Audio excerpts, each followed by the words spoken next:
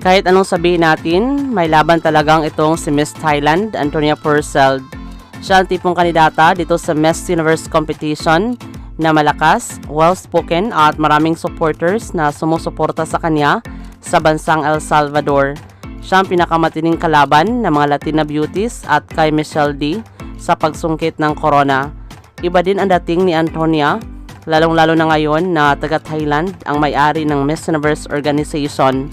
Posibleng makakapasok siya sa first cut ng competition at finalist. Naniniwala ako na lalaban itong si Antonia Purcell sa preliminary competition at finals ng nasabing pageant. Maraming salamat sa panonood. Para maging updated ka, huwag kalimutang mag-subscribe.